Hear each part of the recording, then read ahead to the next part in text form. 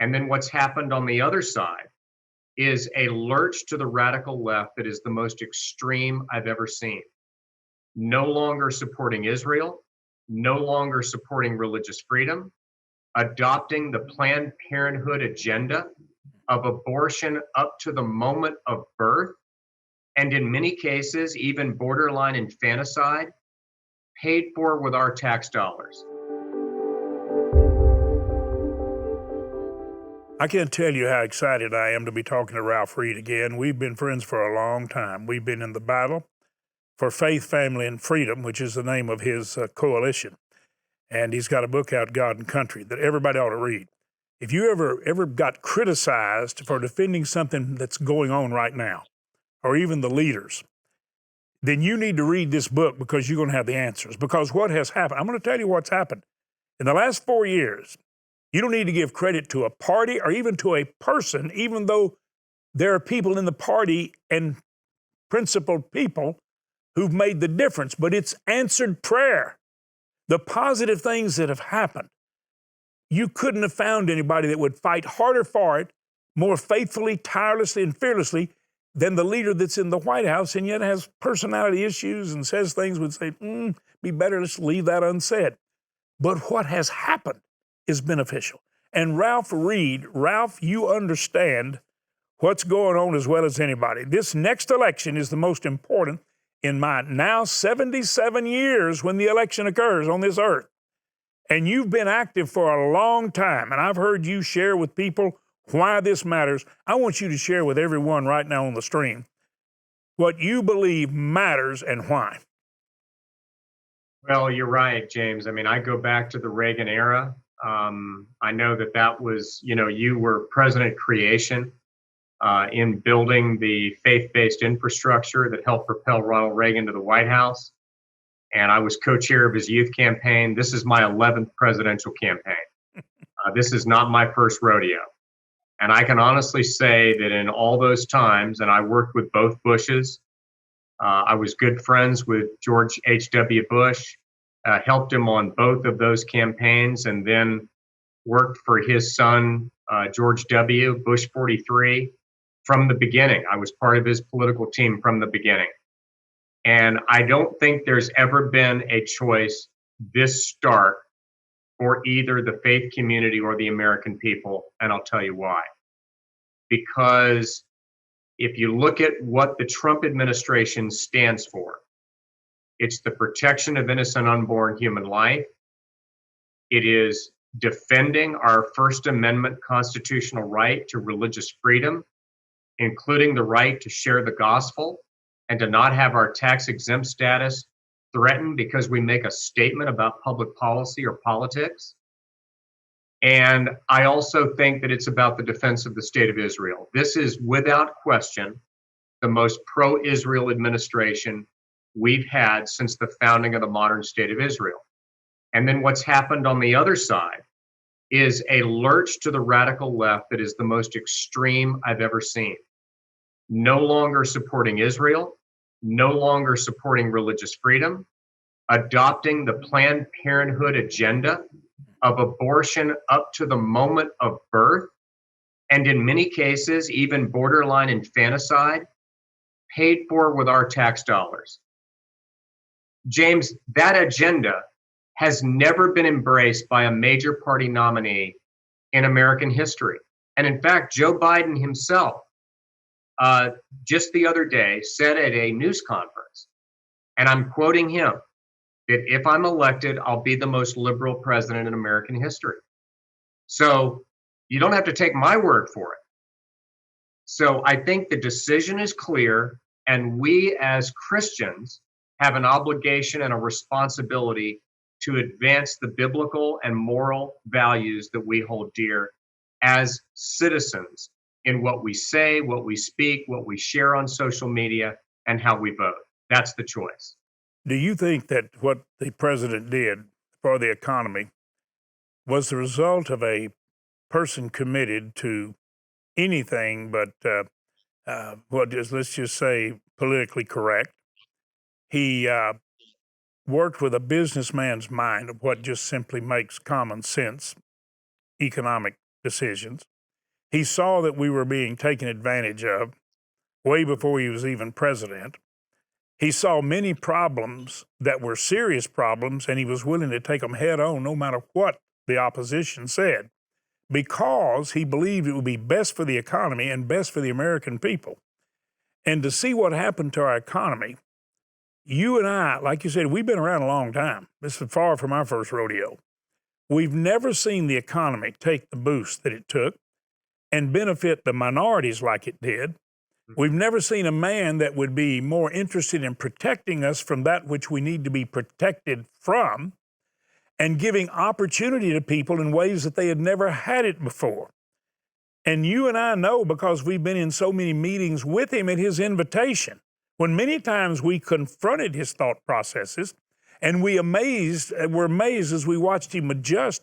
He was really teachable. Is one of the first things I ever talked to him about in our first private conversations was the importance of being a thoroughbred that can submit all that horsepower to a 90-pound jockey.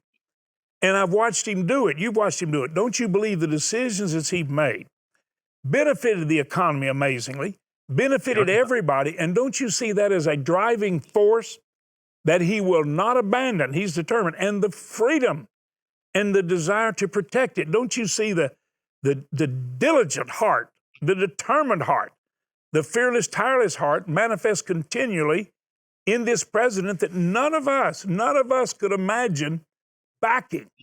But now we've not only seen what he's done, we've been close to him, and we've watched how attentive and how much he listens, trying to hear wisdom, which he's emphasized over and over, does come from above, and he wants it. No question. And look, these were the deepest and broadest and most comprehensive tax cuts since the Reagan era. A total of about $5 trillion in tax reduction. And the total, James, is about $2,000 for every household in America making $75,000 or less a year. And in addition to that, the regulatory rollback, rolling back the regulations on fracking and on the energy industry and on broadband and other things have unleashed this explosive economic growth, so that prior to COVID, you had the lowest unemployment rate at 3.5% that we've seen in over 50 years, the lowest African American and Hispanic unemployment rates in recorded U.S. economic history.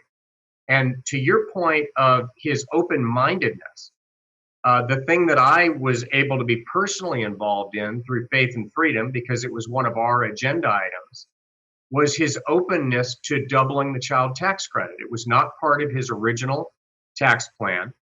But by doubling that child tax credit from $1,000 to $2,000, let me tell you what he did. He ensured that no middle class or lower middle class family in America paid a dime in federal income taxes on money that was used for the health, education, and nurture of their children. He lifted 700,000 people out of poverty by doubling that child tax credit because it was 70% refundable. And that child tax credit has lifted 9 million people out of poverty since it was created in the mid-1990s. It's the most successful anti-poverty program in modern economic history. That's what Donald Trump did. And if he's reelected, he brought this economy back once. He'll bring it back again post-COVID, I guarantee it. No one has ever faced what this man has faced with the pandemic. No one in our lifetime has ever faced the nonstop hostility, animosity, and dishonesty representing what he does, totally deceitfully, totally with an assassin's mindset to destroy his character and his future. He's had less help than anyone we have ever seen in national leadership. He is under continual assault, and yet he never backs down. He never buckles. Are you somewhat amazed at his strength and stability to never waver or back off? I'd say yes and no. I had the privilege of getting to know him before he was president. Wasn't planning to. Frankly, didn't know him, didn't have a high opinion of him.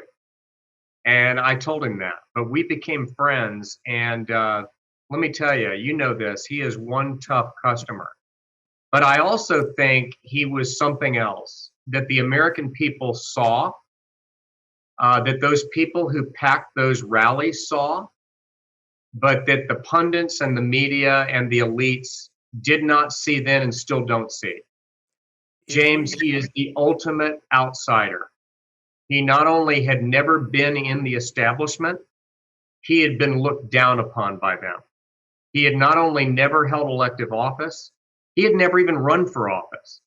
He not only wasn't a career politician, he had played both sides of the aisle as a real estate developer, which is not unusual in that industry.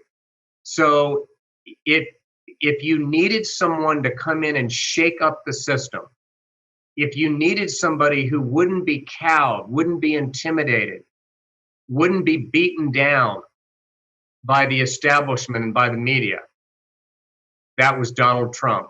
And those folks who came out of the woodwork and packed those arenas, they were with him then, they're with him now, they're going to turn out in record numbers this fall. That's what they wanted, and that's what they got. And by the way, that's why his enemies and his critics that you talked about dislike him so viciously and virulently. Ralph, thank you for your courage. God and country really paints a very clear picture of the importance of this election. Could you, in just a real succinct statement, tell us what will happen if we choose the left, which to us is the opposite of right? It's not merely liberal, it's beyond that, it's radical. It is against stability, law, and civility that we've known, law and order. It's what do you think will happen if the opposite of Mr. Trump takes leadership? Well, if that were to happen and you just take them at their word, what Joe Biden has promised to do should he become president, it's a $4 trillion tax increase. That's 4 times what Hillary was promising just 4 years ago. It's a Green New Deal that will crush the US economy. It will effectively outlaw fracking. It will increase electricity costs for the average family of 4, $75,000. These plans will destroy the US economy. And then in the area of culture and faith, they're going to appoint radical left judges who will overturn the Hobby Lobby decision, overturn the Little Sisters of the Poor decision, and you will see an all-out assault by the federal courts and our own government on our right to practice our faith free from government persecution. And you'll see abortion as a right under government-run healthcare paid for with your tax dollars all the way up to the point of birth. That's the agenda they're promising. And believe me, if they're elected, that's the agenda they're going to deliver. Ralph, I don't find anything in my heart pushing back against what I believe is the truth that you just shared. I want to thank you for it. God bless you. And I hope people will get God and country. And I hope they will love God and their country, love God with all their heart and their neighbors. God bless you, Ralph. God bless you, James. Thanks for having me.